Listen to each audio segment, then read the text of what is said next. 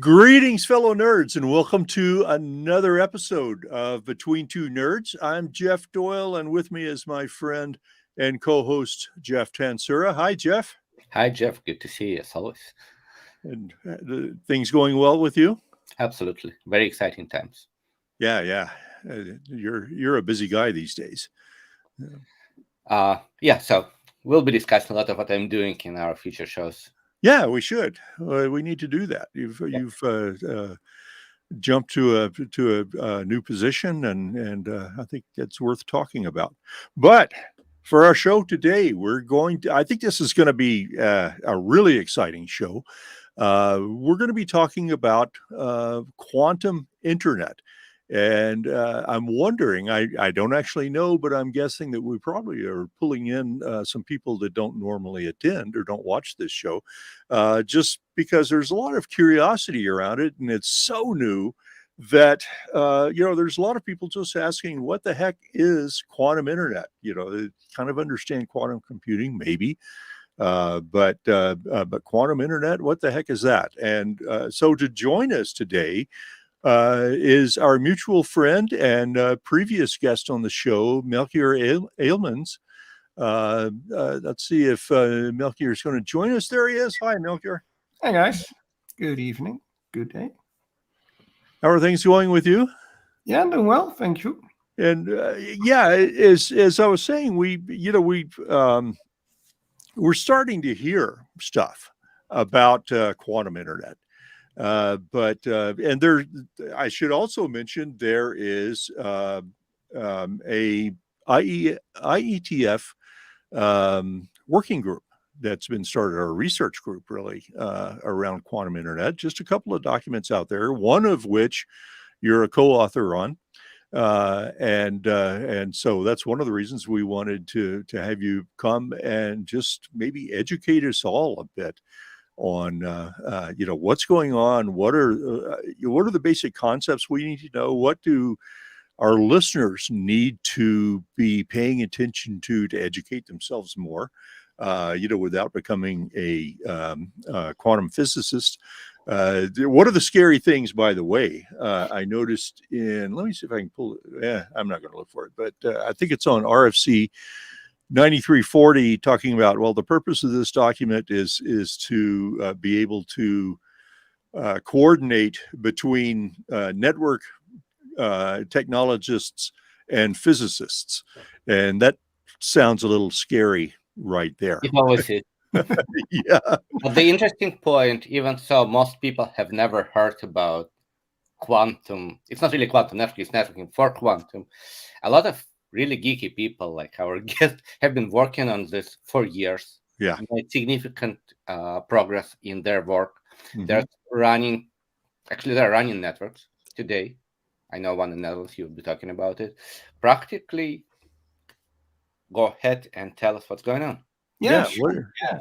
No, so I think to start off, it's really fascinating for these two worlds to come together. And for full disclosure, I'm not a physicist myself.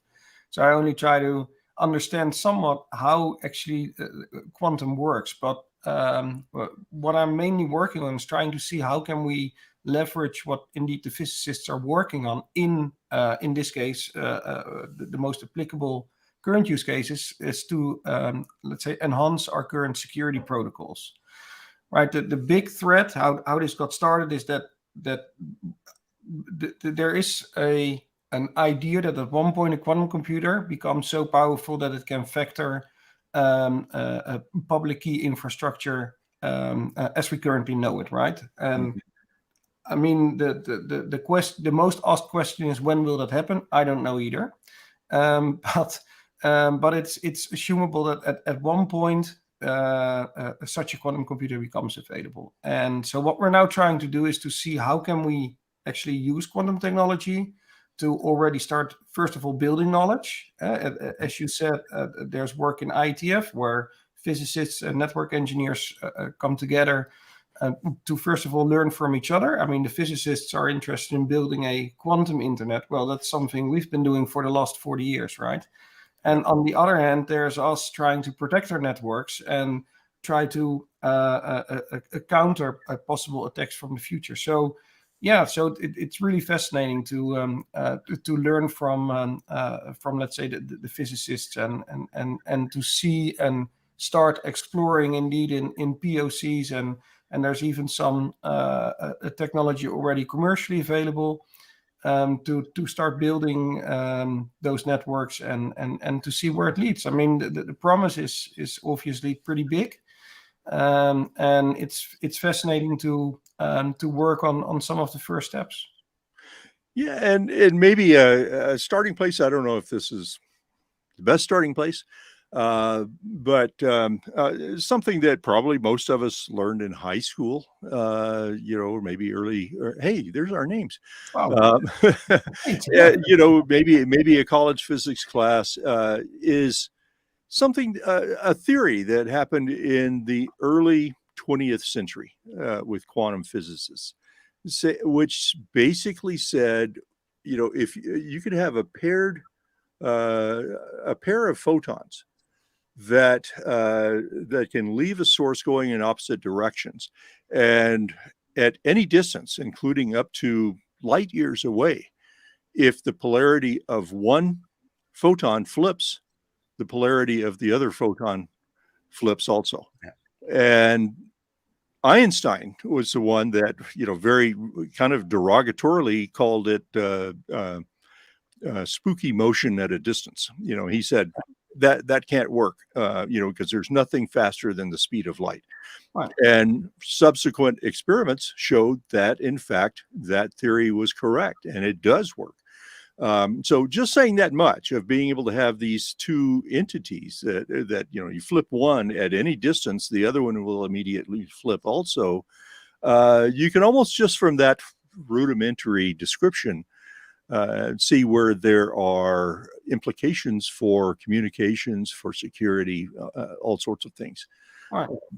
So probably before we go into networking, which is the kind of smaller part, there's already a significant part of IETF community. There's some intelligent community work on this, because theoretically you can break any current security as Melchior said, right?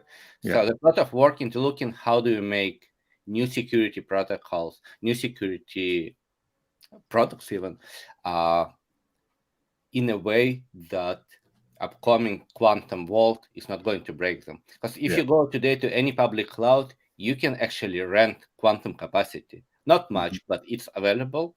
And so there's a lot of work outside of networking to make what we are developing as, as engineers to be really strong enough to withstand attacks from someone who has quantum capacity to look into current security practice protocols and, algorithms.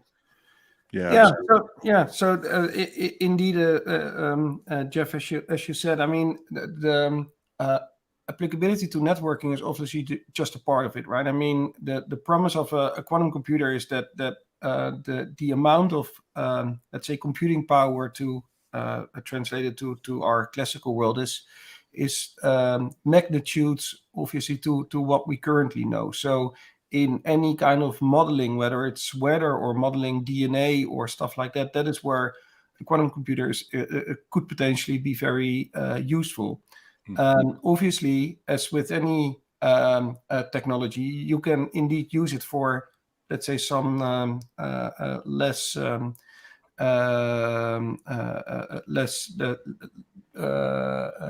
you can use it for different things as well, right? For example, to indeed factor prime numbers, right? And that is a threat to security. So, but the properties quantum offers us, like you just mentioned, entanglement, that is something that we can leverage as well in security, right? Because indeed, as you said, if you have two photons and you entangle them so they both have the same properties, you take them apart and you measure one photon. And for example, you measured, let's say the outcome of the measurement is a 1, then the other one will collapse into that same state as well. And there are protocols like, for example, BB84, which is the let's say the foundational protocol of quantum key distribution, that uses some of those properties of measuring photons and at the point in time you measure them, they collapse into a certain state, that you can use that property to detect if there's an eavesdropper on your connection trying to observe the photons as well. Because if the eavesdropper observes the photon, then it'll collapse for you as well, right? So that's what makes it so secure. There's nothing else in classical communication that could mimic that, right? I mean, you can tap into a fiber, or you can tap into any analog or digital communication stream without the sender or the receiving knowing that somebody is interfering with it.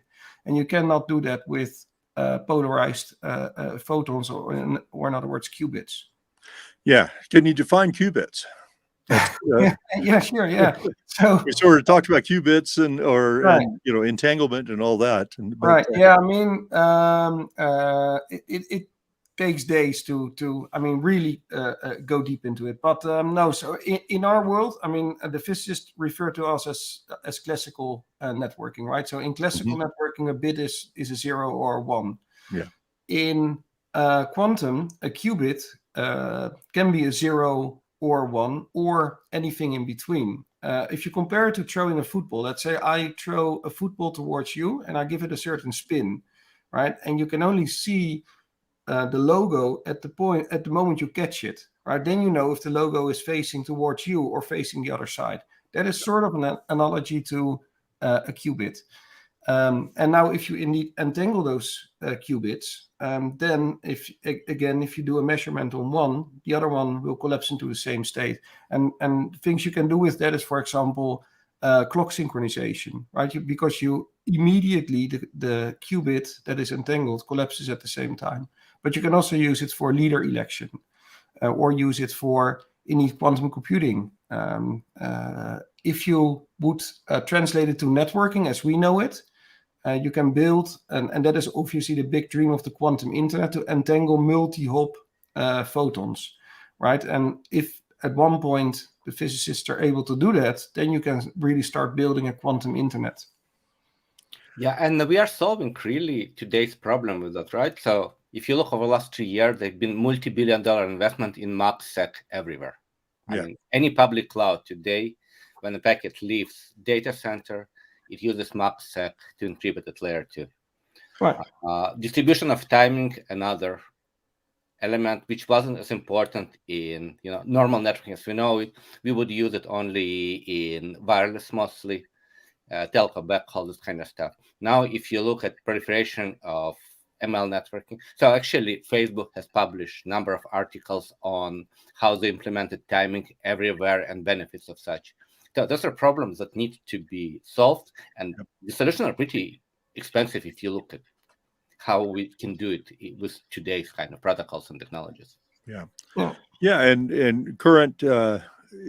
Interestingly enough, it seems like the one of the problems presented, and also involves the solution. In that current cryptology involves solving a complex math problem,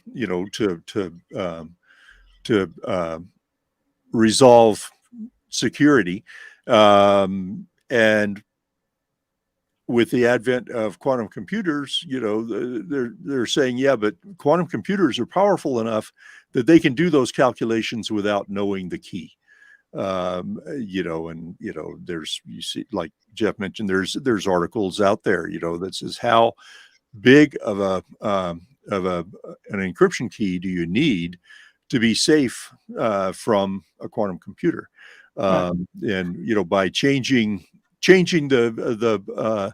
the way that works, again, with quantum technology, and again, complexity and cost documentation. If we look at where BGPsec is today, in other words, nowhere. The real problem is. Isn't it funny how everybody laughs when you talk about BGPsec? That's a whole different beast to tackle, right? But practically, it will require kind of complete forklift of today's hardware because it's just incapable of encrypting, decrypting at speed it needs. So using other technology might actually enable better security for protocols that we aren't happy with security model today. Right. Oh yeah, I mean, with BGPsec, the problem solves itself, right? Because by now, control planes of the majority of routers is powerful enough to actually be able to do BGPsec on large scale. Because that was always the argument, right? You cannot deploy BGPsec large scale because you don't have enough capacity resources at the routing engine. But okay, different story. In network security, the interesting thing is that indeed in MACsec or IPsec, the protocol used to actually encrypt the data, AES 256, is supposed to be quantum resistant, right? So in that sense, there are no changes needed. What is vulnerable is the actual key exchange mechanism, right? In IPsec, the IKE, for example, right? That part is vulnerable to an attack from a quantum computer. So what we're trying to do now, indeed with work in IETF and also in proof of concepts with mechanisms like quantum key distribution, is to replace the vulnerable parts with something that is quantum resistant. And that could be a hardware solution like quantum key distribution, or one of the post-quantum cryptography algorithms NIST is working on, for example. And what is interesting here is that you see different approaches in different parts of the world, right? US is very much focused on what is NIST doing, so they're very much on the algorithm side. Europe is very much working on QKD, MDI, QKD, and hardware solutions like that. And what we see happening in China is that they're more focused on satellite-based solutions, where you have a satellite acting as a trusted node, sending photons, polarized photons, to receivers on the ground. So there's and that's really interesting that all these different parts of the world are working on different solutions. And I think there's probably a place for each of the solutions, right? I mean, QKD isn't the answer for longer range encryption, right? Because QKD, fiber-based QKD, as we're working on in Europe, has currently many limitations, right? You cannot amplify a polarized photon, for example. So you cannot use active DWDM or CWDM equipment on your fiber, right? So practically the distance is around 100, maybe in ideal situations, 120 kilometers. In real life deployments with passive DWDM, you go down to like 40 or 50 kilometers. So for a metro area, that works. But it doesn't work if you want to span San Francisco, New York, right? So there, a satellite-based solution could be an option. The downside, obviously, of a satellite-based solution is that launching a satellite is pretty expensive. Yeah. And there aren't much like companies who are going to launch their whole own satellite system. So that is where PQC definitely will have a place. Also, putting a QKD device in a home worker's office or in a small branch office, right? It's a device that's probably somewhere between 25 and 75,000 US dollars. That doesn't scale either, right? From a business case perspective. So there, PQC can play a role where the mathematical challenges are so hard that even a quantum computer cannot factor them. The downside of that could be indeed coming back to BGPsec, that you need much more powerful computers or control planes to actually make those calculations and be able to encrypt and decrypt the data. So I think it's going to depend a lot on the use case, and obviously what is the value of your data, right? I mean, think about your bank account number, right? How interesting is it if over 5 years somebody would, or 10 years, somebody would know what today's number is on your bank account, right? That is probably not that interesting, but think about, I don't know, missile silo locations or undercover agents. That could be pretty interesting, right? So that's value, that data has much more value. So I think things like QKD you're probably going to see in DCI environments, connecting headquarters for financials, maybe pharmaceuticals, governments, obviously. PQC solutions you will probably going to see in your phone, right? And for home worker solutions. And satellite, I don't know. I mean, as I said, the business case for owning your own satellites, that that's probably for very few, but you could foresee some sort of shared satellite solution, maybe. Yeah. So, and putting more compute on routers is nothing you think. So if you look at classical Ericsson Nokia P gateway, it's nothing else than a router with compute blades with many Right. CPUs on them. Right. We've done this Right. before. We know how to do service chaining between them. It's all very, very mature technology. Right. Yeah. I mean, a crypto engine is just another NFV, basically, right? In such a system. Yeah. So yeah. And would it be accurate to assume that you mentioned astronomical prices, for QKD equipment, but is that really any different from you look at the early days of the internet, when routers were IMPs, internet message processors, and they were also tremendously expensive, and obviously, like any electronics commodity, as they're established and more used, the price comes down. Is it fair to assume the same would happen here? Yeah, definitely. Yeah, I mean, indeed, comparing to where the internet was 40 years ago, where somebody tried to send the word login from one computer to the other and it crashed when they sent the G, that's sort of where the quantum internet is, right? If you would make that comparison. So, yes, totally. I mean, I think in a few years, the prices for QKD systems will definitely come down.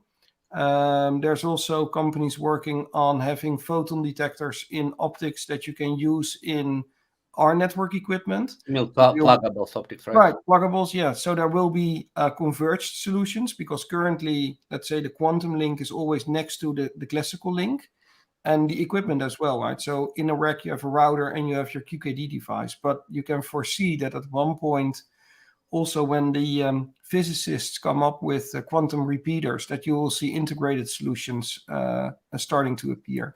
But no, yeah, totally right. I mean, new technology is always expensive, and once adoption takes up, then you'll probably see the prices go down. So if you compare its price to price of a new OSI 192 card, some 15 years ago, it's a cheap cake, right? The price is somewhere between $1 to $1.5 million per line card. Right, and the same is, I mean, back then, I mean, I remember having my first x86 computer had a 40 megabytes hard disk, right? That was a lot.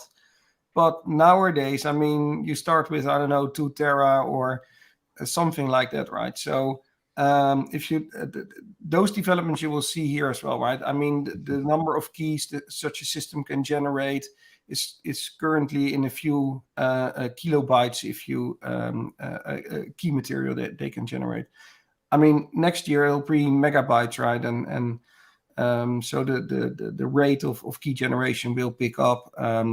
You will see longer keys, etc. So yeah, there's lots of development still possible there. It's definitely early stage. I mean, practically the only solution currently available is QKD, right? The hardware-based boxes that send these photons and can generate key material. But there's many more applications, as you mentioned, which are described in the drafts in the Quantum Internet Research Group in IETF. But yeah, this is for now the most practical and applicable use case. Probably integration into pluggable would be in line with overall networking trending. We see more and more intelligent pluggables that go directly into routers and allow you completely bypass optical systems. So you just build point-to-point links, and pluggables are directly plugged into routed ports. Right. Yeah, I mean, it fits into the coherent optics story, and yeah, that definitely makes sense. Especially if at one point you really want to start doing routing in a quantum internet, then yes, it would make sense to follow the same data path, or at least use the same fiber infrastructure and simply bypassing the compute part. Yeah. That brings up kind of an interesting question, looking out in the future, or whatever, when you talk about routing in a quantum internet, or just talking about quantum internet, are we specifically talking about interconnecting quantum computers, or can quantum internet also be applicable to classical computers? Well, yeah, I mean, as endpoints, I should say. yeah. So a let's say quantum processor will never be able to replace an x86 processor, right? They solve a very different use case, and the same goes the other way around. And so it will always be a if you look at how a quantum computer is going to look like, it'll be a co-processor next to x86, or at least you will need x86 for everything around the quantum processor.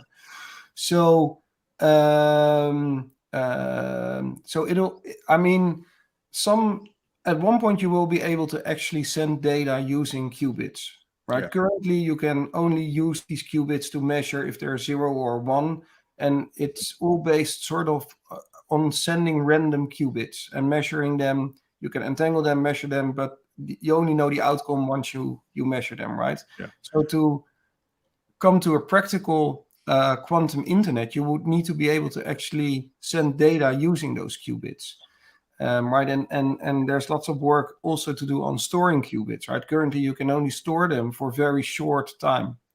So even if a quantum computer has a few qubits, the data they represent is the lifetime is really short. So there's many practical challenges to overcome before we're there. But yeah, definitely, you will probably see applications in the future using both, let's say, classical bits and qubits. And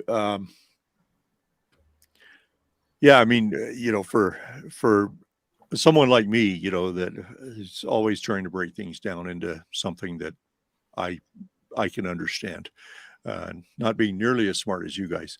Come on. It's we communicate now. I mean, bits are simply assembled into packets, and that's what we transmit. Using whatever optics, electrical signals, whatever, to signal ones and zeros. So, over an optical network, for example, we're representing that packet and the ones and zeros of the packet by optical states, right?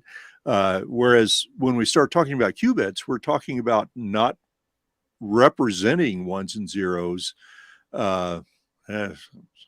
Make sure I'm stating this well, at least within my understanding of. We're not using an optical network or photons to represent the ones and zeros. We're actually using the photons themselves to represent the information. Does that make sense? Yeah, I think it's maybe approaching the in the end maybe the same result, but from a different angle, right? In computers, we had to use zeros or one to transport data. Now we can indeed generate or polarize photons in a certain state and measure them, and then you get a 0 or a 1. And now we're looking how can you actually use that in something practical. So it's a bit the other way around. But yeah, I agree. Yeah, and I mean it just for full maybe transparency, it doesn't have to be a photon per se. It could be an electron as well to make it even more interesting. But my favorite name for it is Schrodinger's bit. Right. Yeah. Nor here nor there. Exactly. Yeah. Yeah. I mean, the famous Schrodinger's cat analogy of there's a cat in the box. You don't know if it's alive or dead. There's uncertainty until you actually open the box. Right. And then there's a few things to it, because in theory, it's always random if the cat is dead or alive. Yep. As soon as you measure the photon or open the box. But in practice, it isn't always true, right? So there are some, let's say, errors in the system as well. And the state the cat stays in is also very short. So so the fidelity and stuff like that and decoherence play a big role as well. It's an impressive cat. It's a very impressive cat. Yeah. Going from cat to reality, right? So what we discussed this far was relatively theoretic. Specifically in Netherlands, there's a very strong group of scientists and network engineers, Melchior part of. There's deployment of optical networks to my knowledge, to do this at reasonable distance, and it's been in production, not production. It's been running for quite some time. Yeah. So where are you? What challenges do you see, and what to expect? Yeah, so taking a step back, back in 2018, I was invited to the Quantum Internet Hackathon as part of the RIPE meeting. And after that, I was invited to the labs of the university in Delft, where they have these shock absorbing tables and 4K cooling systems, very impressive. And back then they told me their big dream was to build this quantum internet. And they were already able on campus to indeed send a photon from Alice to Bob, measure the photon, and that was about it. So then we started thinking, how can we actually use that key material that they were producing by that system.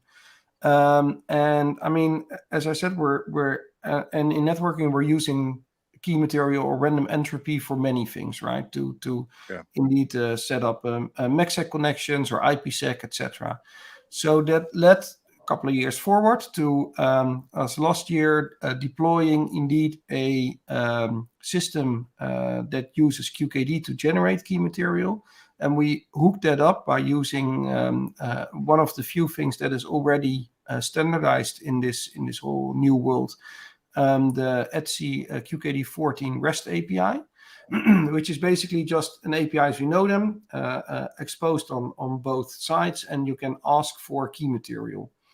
And we're using that key material indeed in a MACsec implementation. How that works is you have one QKD device on Alice side and a router on Alice side, and you have the same QKD device and router on Bob's side.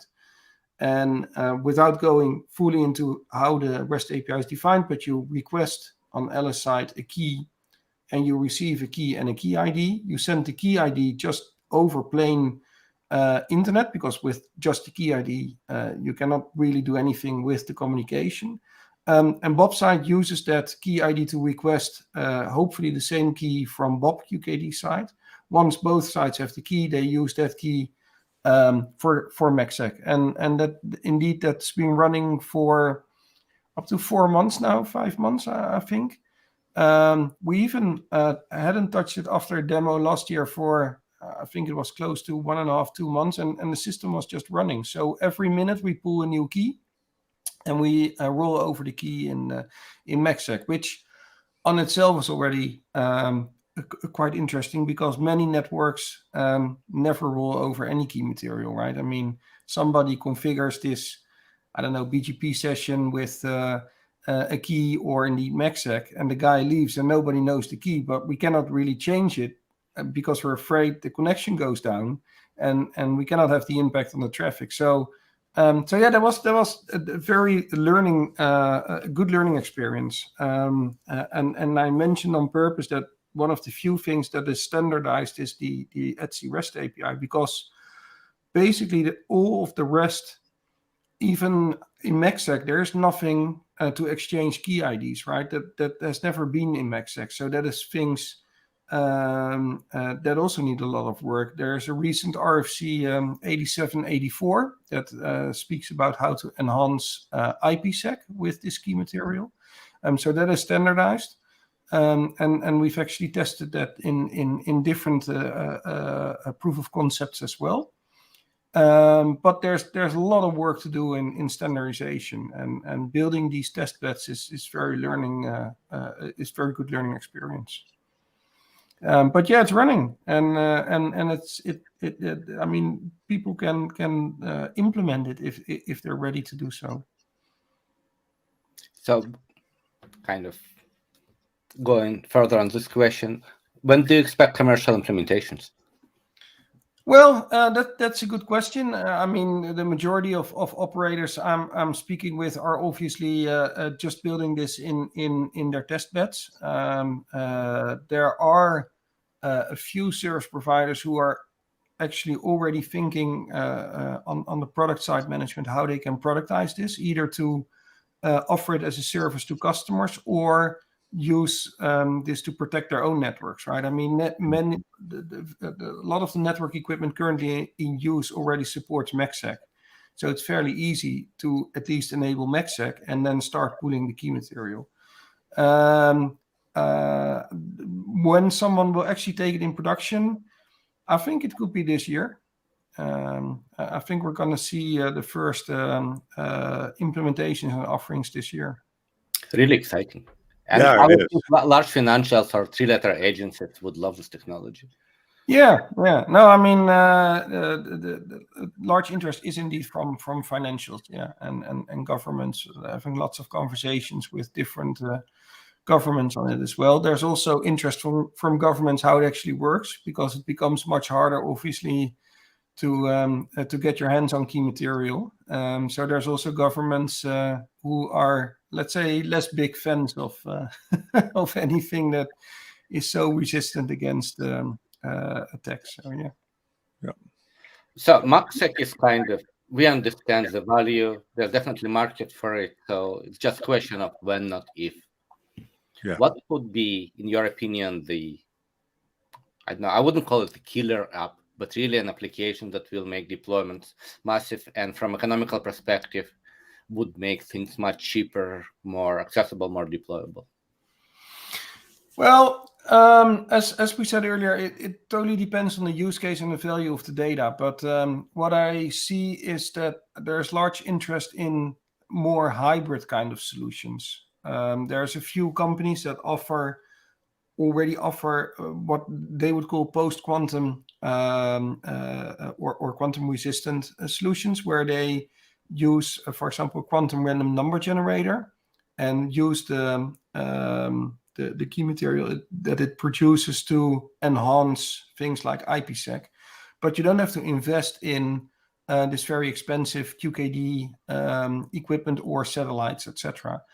So what they do in very basic explanation is they have come up with a protocol that they can use to distribute key material to end users. That could be also, for example, your phone or your IPsec client, that takes in that key material and uses that to enrich the existing key material.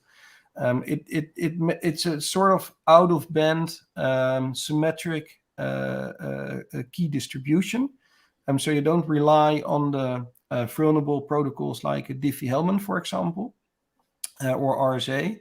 But you distribute the key material in a different fashion that makes it more quantum resistant than if you would not do that. The question a little bit is, there isn't much certification, for example, currently available, but that same goes for QKD, right? I mean, every QKD vendor claims that their solution is quantum safe, but there is no way to actually verify that and put a nice certificate on it that somebody says that indeed is quantum safe. So there's, but the same goes for the, let's say, a post-quantum cryptography algorithms NIST is looking at. It obviously they're looking at how or which algorithm is quantum resistant, but there's also a movement that says we need to focus much more on the current algorithms we already have and enhance them to make them more quantum resistant. Because let's say at one point we all adopt this post-quantum algorithm, how secure is it actually against a classical computer, right? So by implementing something that is quantum resistant, how big of a problem are we introducing to classical security? Yeah, and it's an interesting point because the power of parallel computing, thanks to machine learning, again, went up like insane, right? So we see new hardware coming every 8 to 12 months. Right. And the performance is in 100% each time. So eventually we'll have classical system powerful enough to break pretty much everything and anything. Right.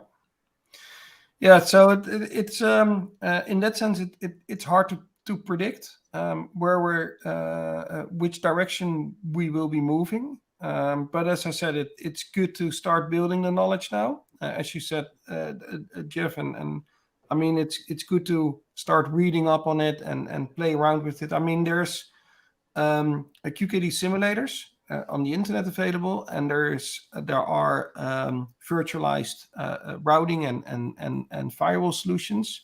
So you can actually already start building a lab and start building that knowledge and play around with it without having to buy any quantum equipment or even really understand how the quantum part works. Yeah, that's as I started developing an interest in all of this, all of the material that I would pick up in the beginning, is like page 2, is complex math. Right. And even this book, the first, let's see, there we go. That's the book I've been reading. Got a pretty nice friendly title on there, Dancing with Qubits by, who's that, Robert Sudor. And sure enough, there's all kinds of math, but it's a good book. But what I wound up getting as a start is this book. It's a small book, and you need maybe a little math experience, but at least it kind of breaks down and say, here's just the fundamental math you need to know to be able to understand quantum computing. And if I'm understanding what you're saying, though, is that as we start getting into more practical applications, we'll maybe get away from having to understand the math of this, or will we always need to at least have a little mathematical background to it? Because you can look at representation of qubits, and there's a notation around that, and there's math involved just in that. Right. Well, I mean, I totally believe that you do want to understand how things work, but that's me being and us being engineers, right? We want to know how the stuff works. But on the other hand, how many people actually know how IPsec, IKE, and even the algorithms itself work, right? I mean, it's a good point. Can you explain me how working group in ATF? I don't know, but I mean, ask a random engineer how elliptic curve works, right? I mean, I don't know, but we use it every day because it's part of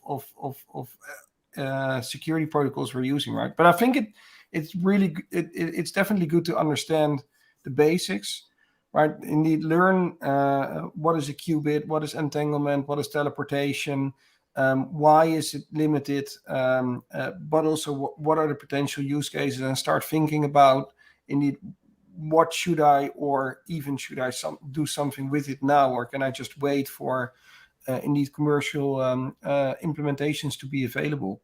I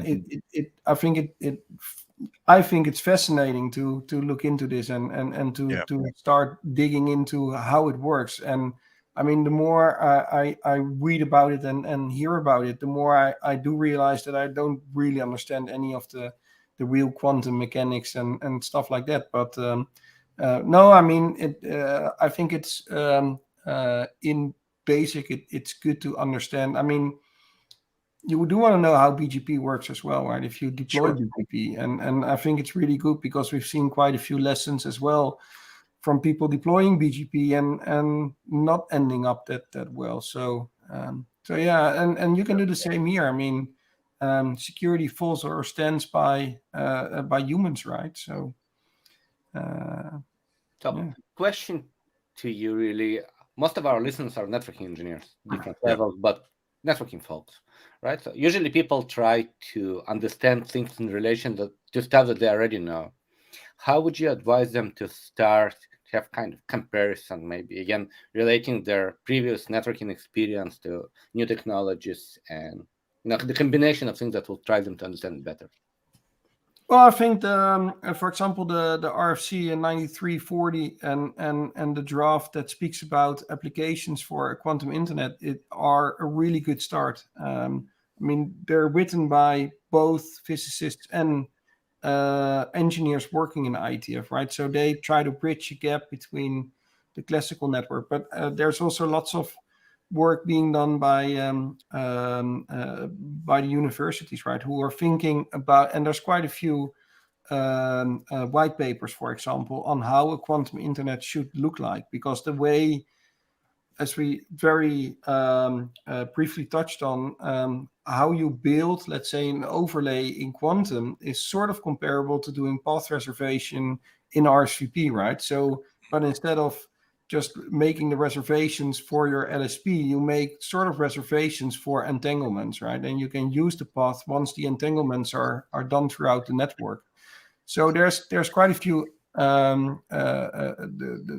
analogies there, but yeah, I mean, start with the drafts, and there's quite and the RFC. There are quite a few references in there to existing material as well. So it feels like we should make a tradition to invite you every 6 months, so you can read what's going on. And yeah, no, I mean, 3 years from now, we'll be talking about existing successful products, and yeah, I would love to. Always fun to be with you guys. So thanks for having me again. Yeah, this was a great conversation, and I feel like we've just scratched the surface, and we definitely would love to have you back. Yeah, I mean, further discussion. Yeah, we can maybe next time go into how you actually get the key material, how it's used. I mean, then it becomes a bit more real probably, and then you can see how you can actually apply it. And there's some ideas we could brainstorm about for next steps. Actually, I think it's a great idea. So maybe we should schedule something actually before than 6 months pass, potentially invite a few more people. I don't know, Bruno, maybe. Yeah, I would love to. People more involved and it'd be great more practical applications. No, for example, Bruno is working on controllers for quantum internet orchestration. So that's something which is obviously even further out, but definitely really interesting. So yeah, I would love to have that chat. So we are talking about Bruno Reisman, who is our favorite Rift person, who is the person who wrote whole Python-based Rift implementation that fully interrupts with Juniper implementation, and I believe we also tested it with I forgot the name. There's new Rift implementation coming. So yeah, and Bruno obviously does a lot on quantum internet as well. So maybe we should ask him what the relation between Rift and the quantum internet is. Yeah, we have already KV store in Rift, so now we just can put Schrödinger patent. So we've had previous shows on Rift, so we can just start melding all of our previous topics together. Right. Yeah. Ask Tony Priscenda as well, then we'll have a lot of fun probably. Oh yeah. Oh yeah. It's gonna be a long show. All right. So, this was fun, guys. Thanks. Thank you so much, Melchior, thanks so much, and we definitely are going to have you back if you're willing to put up with us again.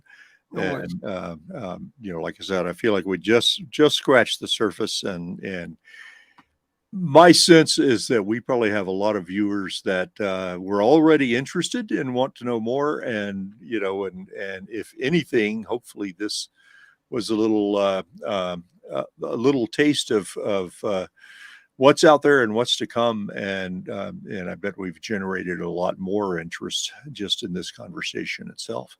Yeah, so to our viewers, if you have particular questions, let us know. Yeah, please do. We'll ask Melchior, we'll ask upcoming guests, and who knows, maybe you'll get right answers.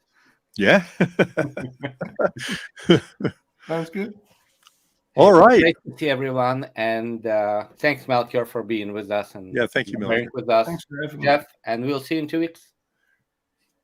Thanks, guys. Cheers. Thanks, everyone.